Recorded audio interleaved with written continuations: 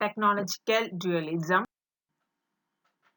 It was first explained by the Benjamin Higgins, and he explains his theory of technical dualism on the basis of a model in which there are two commodities, two factors of production, and two sectors. That two sectors are modern and traditional sector, or industrial or agriculture sector. Higgins explained his theory of dualism on the basis of a model which includes two commodities, two factors of production, and two sectors. The two sectors are modern or industrial sector, and other is the traditional or agriculture sector. And the traditional rural sector or agriculture sector, this sector is engaged primarily in agriculture and the handicraft or very small scale industries. This traditional sector also included small scale of industries.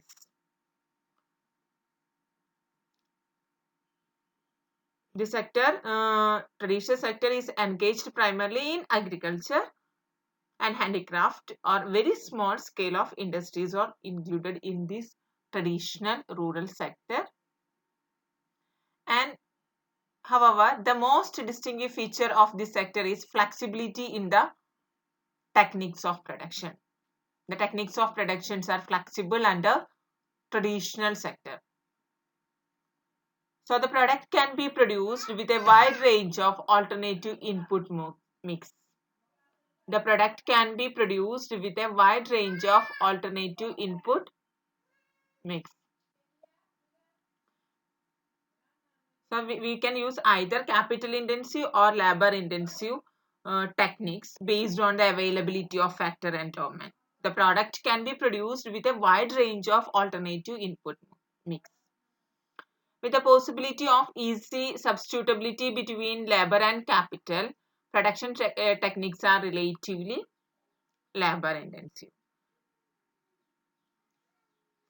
Factor coefficients are flexible, so there is a perfect substitutability between labor and capital. So agriculture sector or rural traditional sector, production techniques are relatively labor intensive. The modern sector consists of a large scale industries, oil fields, mines and plantations. The main feature of this sector is the use of fixed technical coefficients of productions. Here the coefficients of production is fixed.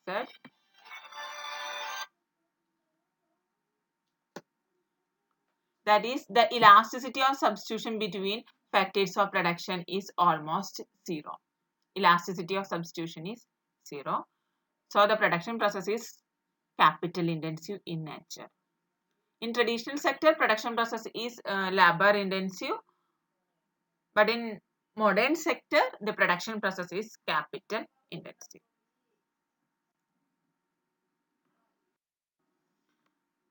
And first we explain the production function in the modern industrial sector. In the figure, x-axis represent the labor and y-axis capital. The Q1, Q2, Q3 are isochrones depicting different levels of output. Here substitutability is not possible.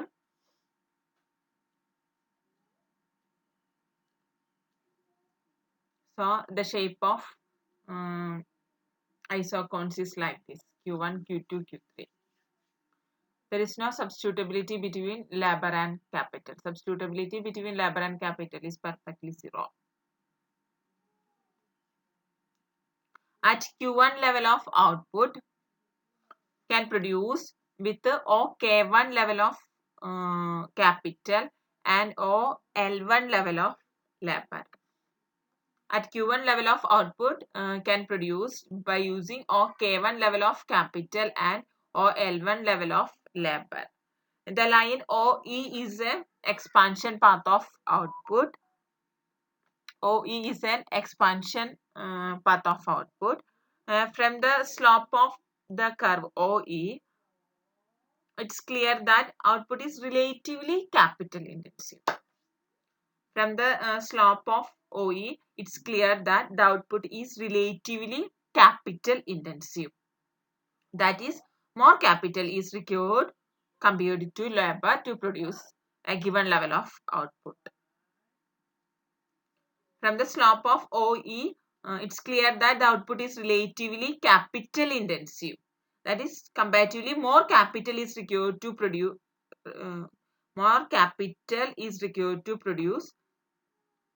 Q1 level of output or Q2 level of or Q3 level of output. Here the capital labor ratio is fixed.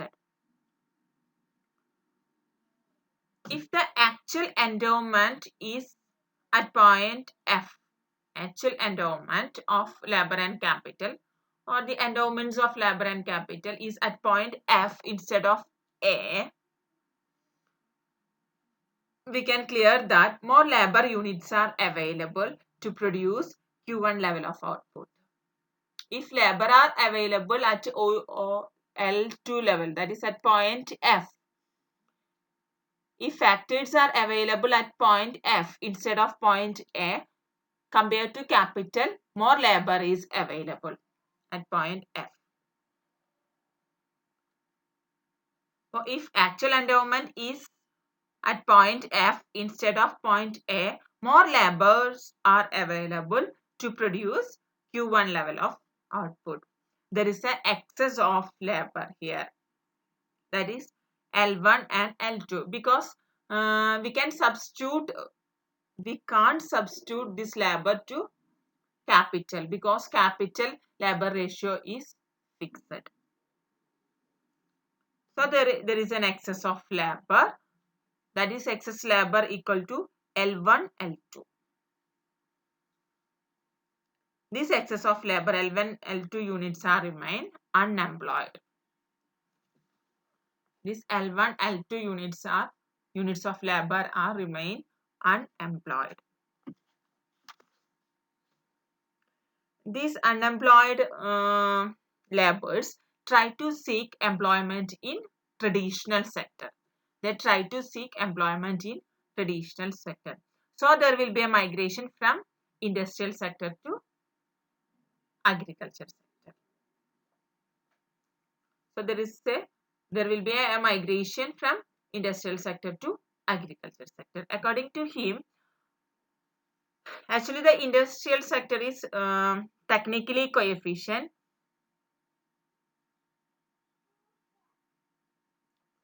and not rigidly fixed rather than flexible. The dotted portion of the isochrones. If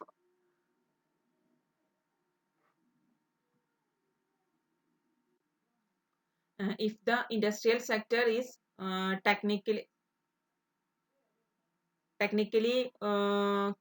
coefficients are not rigidly fixed, we can see that the isochrones curves are like this, that dotted lines. Okay. If there are small changes in the factor endowment, would not bring any marked changes in the technique of production. If there are small changes in the endowment of factors, would not bring any marked changes in the techniques of production. If there are large differences in the factor endowment, a more labor intensive technique will be used.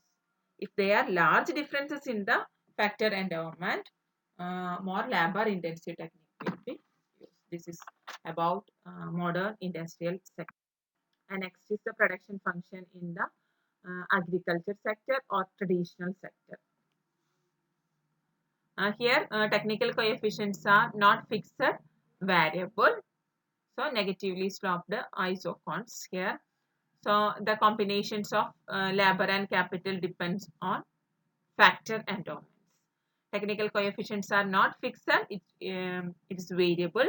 So the combinations of labor and capital depends on the factor endowments. Migration from industrial sector leads to an increase in the population and in agriculture sector. Uh, if there are if there is migration from industrial sector, it will definitely lead to increase the population in agriculture sector. So it will again lead to more lands under cultivation, more land under cultivation, and land would be relatively scarce. And so abundant labor lead to high labor intensive technique. It will lead to fall in the marginal productivity and it becomes zero, and this disguised unemployment would begin to appear in traditional agriculture sector.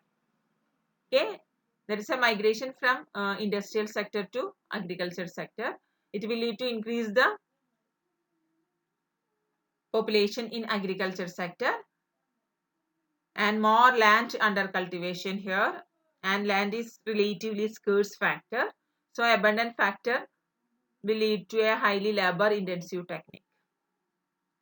It will lead to fall in the marginal productivity to zero, and disguised unemployment would begin to appear in traditional agricultural sector. Thank you.